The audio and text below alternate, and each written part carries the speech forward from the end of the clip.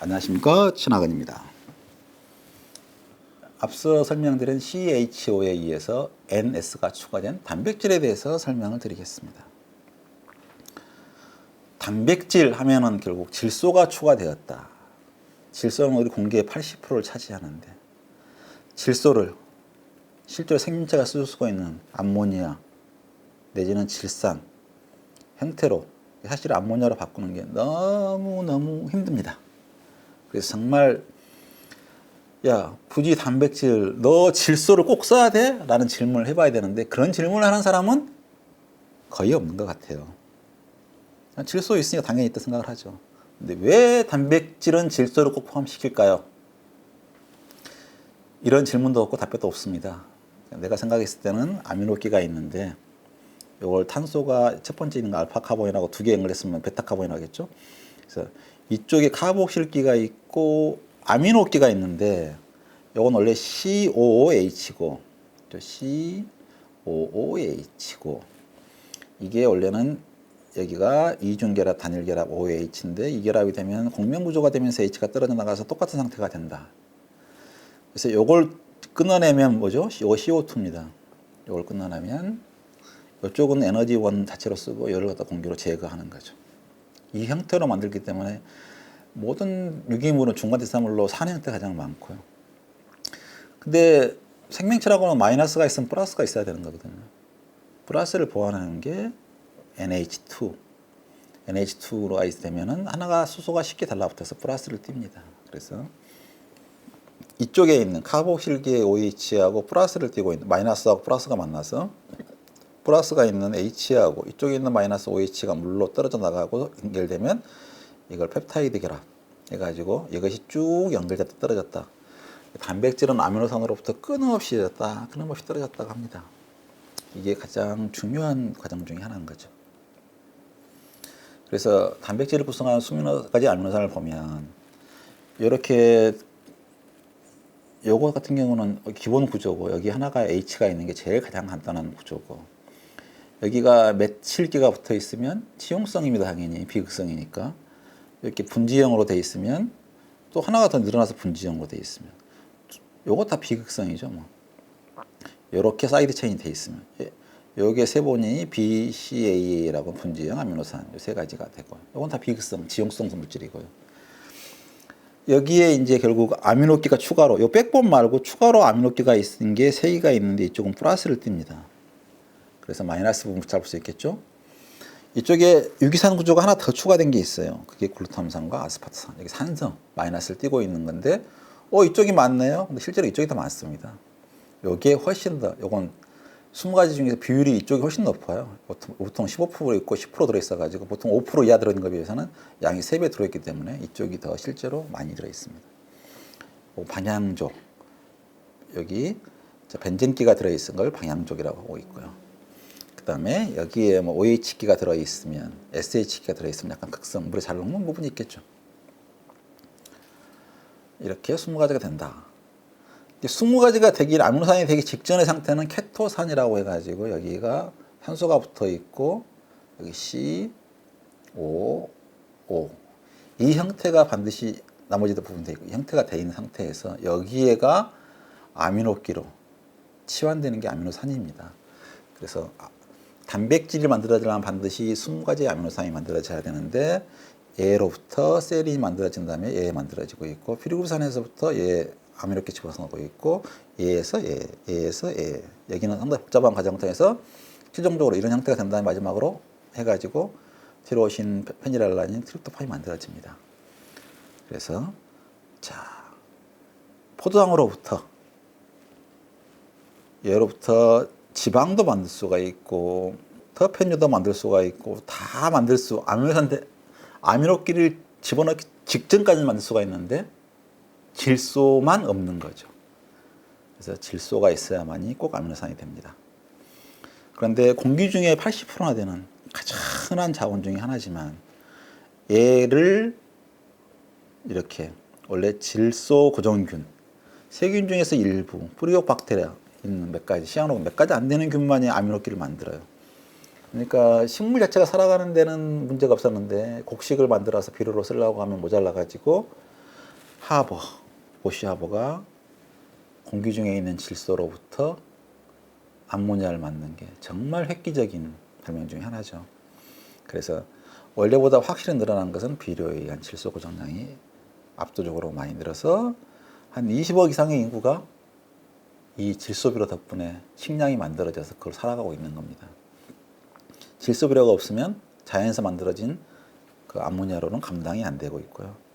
근데 정말 희한한 것은 질소에서 우리가 별거 아닌 것 같은데 N2에서 질소하고 질소가 삼중결합으로 이렇게 강하게 결합되어 있는 게 드뭅니다. 그래서 깨기가 너무 힘들어요. 깨가지고 고작 질소에다가 수소 3개 붙인 건데 이 간단해 보이는데 이걸 하는 게 없어가지고 모든 식물이 배고파서 굶주리고 이것에 비해서 산소를 3개 붙이는 질소에다가 산소를 3개 붙이는 게 뭐 특별하게 어려운 거 보이진 않는데 얘는 더 어려워 보이는데 이쪽은 잘 이렇게 일어나는데 여기에 이렇게 왜 어려운지 이해하는 게 정말 쉽지 않은 것 같습니다. 이건 또 한참 시간 걸릴 내용이라서 설명하지는 않고요.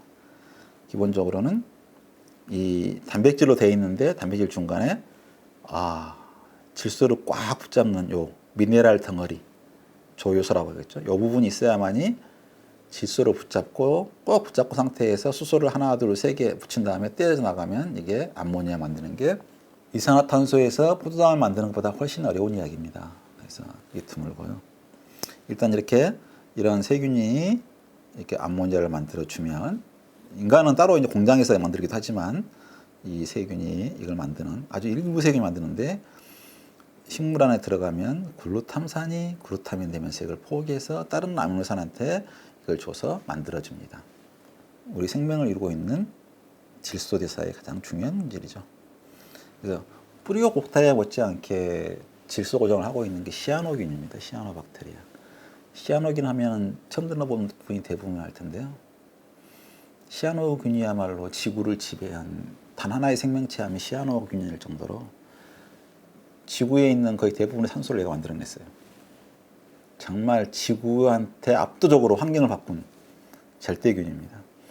얘는 광합성하는 부위하고 질소 고정하는 부분이 같이 있습니다. 그래서 광합성하는 부분이 포도당을 갖다가 질소 고정하는 데 주면 그러니까 산소가 있으면 질소 고정이 안 돼요. 그러니까 질소를 붙잡는 효소 부분이 산소를 훨씬 잘 붙잡기 때문에 산소를 제거해 줘야만이 질소를 꽉 붙잡고 질소 고정을 할 수가 있거든요. 그러니까 얘는 단단한 벽에다가 감싸가지고 여기다가 질소하고 포도당을 주면 얘가 포도당을 갖고 에너지원으로 살아가면서 질소를 암모니아 형태로 해가지고 다시 돌려주는 이런 공생을 하고 있는 스스로. 그러니까 시아노균은 바다에 모자란 게 인이에요. 인만 있으면 지 스스로 포도당을 만드니까 탄수화물하고 지방, 유기산 다 만들 수 있고 질소 고정만 할 수 있으니까 단백질과 질소화물 다 만들 수가 있으니까 필요한 거 이는 또 핵산도 만들 수가 있으니까 거의 자급자족하는 거의 완벽한 생명체가 시아노균입니다. 그래서 우리 비료 중에서는 화학 비료 한다고 할 때 제일 많은 것은 질소 비료, 그 다음에 인, 그 다음에 칼륨. 그래서 N, P, K. 실제로 비료로 이것만 주면 식물은 잘 자랍니다. 나머지 것은 토양이든 어디에든 간에 주변에서 얻을 수가 있는데 그 중에서 모자라서 보충이 필요한 게 질소, 인, 칼륨 이 3가지고요. 3가지를 해줌에 따라서 인간의 식량난이 많이 해결됐죠.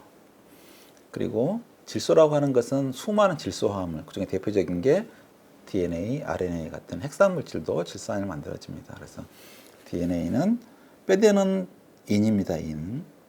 인으로 쫙 뼈대가 만들어지고 여기에 당하고 여기에 피리미딘, 퓨린 그래서 여기도 질소가 포함되어 있습니다. 그래서 유전자 물질에도 질소가 포함되어 있다 라고 생각하시면 될 것 같습니다. 이렇게 대해서 질소에 대해서 알아봤고요. 또 하나 단백질을 구성하고 있는 아미노산 중에서 20가지 중에 딱 2개는 황이 있어야 됩니다. 그래서 메치오닌, 시스테인 분자 구조를 보면 여기는 공통 구조고 여기에 지방족처럼 붙어 있고 여기에 여기 붙어 있고 여기 끝에가 황. 얘가 사실은 좀 더 기능이 다양하고요. 얘는 요걸 통해서 2가지 목적을 하는 거죠. 요 부분을 주는 기능과 SH 기능. 이렇게 되는 기능, 두 가지 기능을 이쪽이 히스테인이고 이거 중간 물질입니다. 호모시스테인은 SH가 돼 있거나 여기 중간에 끼어 있는 두 가지 아미노산이 단백질을 합성하는데 꼭 필요한 거라서 황도 반드시 필요합니다. 근데 황 같은 경우, 토양 같은 경우는 식물 같은 경우는 아미노산을 흡수하지 않아요. 아미노산을 흡수하지 않고 황산을 받아들이는 거죠. 받아들여서 아황산을 만든 다음에 결국 황으로 만든 다음에 얘로부터 시스테인을 만든 다음에 시스테인으로부터 다시 메치온을 만드는 게 이쪽 회로를 돌리면서 이렇게 탄소 하나인 물질에 필요한 물질을 공급해주는 역할을 하고 있는데요. 이게 굉장히 중요한 회로 중에 하나고요. 그래서 얘도 단백질을 구성하게 되고 얘도 단백질을 구성하게 되는데 우리 인간 같은 경우는 요걸 받아들여서 시스테인을 합성하는 능력이 없습니다. 우리 인간 같은 경우는 단백질을 분해해서 받아들여서 직접 이렇게 시스테인을 받아들이거나 메치온을 받아들이고요. 메치온만 충분히 있으면 얼마든지 인간은 이쪽 아래쪽으로 시스테인을 만들어냅니다. 인간은 분해작용이 더 탁월하니까 얘만 있으면 얘가 해결되고요. 얘 있다고 해서 얘까지 해결을 잘 못합니다. 그러니까 인간은 둘 다 먹든가 얘를 먹으면 요건 다 해결됩니다. 이렇게 해결하고 있고 식물은 이렇게 하고 있다. 이게 가장 큰 차이다라고 이해하시면 될 것 같습니다. 근데 제가 공부하다가 가장 놀란 것 중에 하나가 뭐냐 그러면 우리가 황산 같은 경우 황산은 강산이어가지고 실제로 위험하거든요.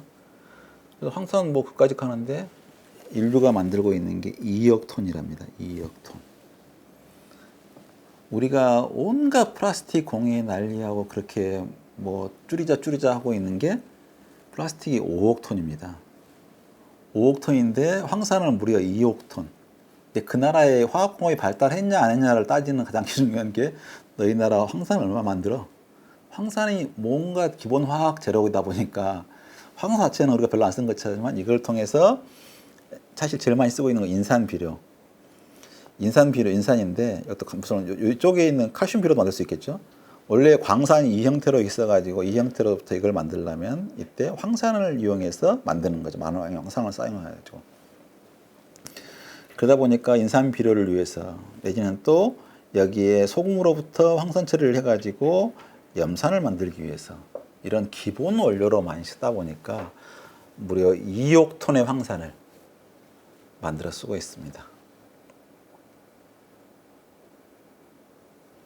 그래서 황 같은 경우 지금 말씀드렸지만 사실 중요한 것은 이 두 가지가 꼭 있어야 되는 아미노산이고 시스테인과 메치온이 꼭 필요한 거고 이 두 개가 SS 결합을 하면 시스틴이 됩니다. 그다음 비타민 중에 세 개가 황이 포함되어 있고요. 그다음에 글리신, 글루탐산, 시스테인이 결합되어 있는 글루타치온, 얘도 SS 결합을 하는 요거 리포산, 요것도 전부 다 SH가 있어서 얘가 항산화제로 작용을 하고 있고요. 그다음에 우리가 철하고 황하고 붙어가지고 산소에 있는 산화환원 반응을 촉매하는 게 굉장히 많습니다. 그래서 단백질에 SH가 있으면 중간에 SS 결합을 해서 구조를 안정화시키는 역할도 하고 있고요. 그래서 이런 게 대표적인 황의 기능입니다. 항산화제 말씀드렸을 때, 자, 여기 리포산이라고 하는 게 중간에 SH가 두 개 붙어 있는 부분인데 얘가 딱 이중결합하면서 수소를 내놓는 게 항산화의 가장 중요한 것 중에 하나고 단백질에서도 보면 SH가 많은 게 서로 결합하면서 수소를 이어내는 게 항산화 기능입니다. 애들이 결국 이제 비타민 C하고 E만으로는 감당할 수 없는 걸 갖다가 재생을 시켜주면서 글루타치온에도 SH가 있고 리포산에도 SH가 있고 단백질에 있는 것들이 티오레독신이라고 하는 게 그런 거죠. 그런 것들이 다시 재생을 시켜줘서 항산화제를 원활하게 작동하게 해줍니다. 그래서 구조가 중요한데 SS 결합에 의해서 단백질 구조를 딱 굳혀주는 가장 확실한 힘은 SS 결합입니다. 단백질에서. 그래서 환원제로 SS 결합을 풀어주면 환원제라고 하고 있거든요. 그래서 SS 결합을 풀어주는 걸 환원제로 끊어져 가지고 자유롭게 풀어준 상태에서 새로운 형태로 만들어준 다음에 산화를 시켜버리면 그 상태 구성돼 가지고 이 펌어가 오래 간다는 뜻이잖아요. 영원히 간다는. 그래서 머리카락 펌어할 때도 이 단백질에 있는 머리카락이 단백질로 되어 있으니까 단백질을 SS 결합을 풀었다 붙인다 이렇게 보시면 됩니다. 그러니까 사실은 물성의 원리나 모든 원리가 연결되어 있고요. 다 그게 그겁니다. 그러니까 처음에는 어려워 보이더라도 듣다 보면 그 말이 또 나오고 그렇습니다. 근데 최근에 들어서는 예전에는 저희 학교 다닐 때 안 배웠는데 MSN, 그다음에 리포산을 굉장히 강조하더라고요. 황화합물로. 예전엔 뭐 희귀유황 해가지고 유황오리 해가지고 온실타 그랬는데 그것의 새로운 시리즈 같습니다. 그래서 그게 꼭 우리 얼마큼 필요한지는 모르겠고요. 그다음에 또 우리가 오해하고 있는 것 중에 하나가 아황산, 그러죠? 와인 같은 경우는 아황산이 거의 대부분 포함되어 있는데 품질을 유지시켜 주는데 과량이면 문제가 될 수 있겠지만 품질할 때 굉장히 중요한 항산화제 역할도 하고 품질 유지할 때 중요한 역할을 하고 있고요.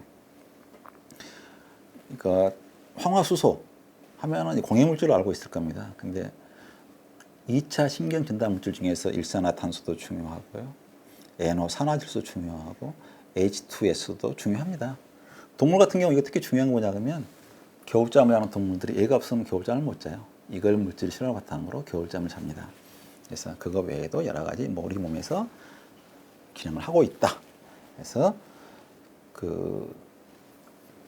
원래 미네랄 하면 보통은 이걸 빼고 말하는데요.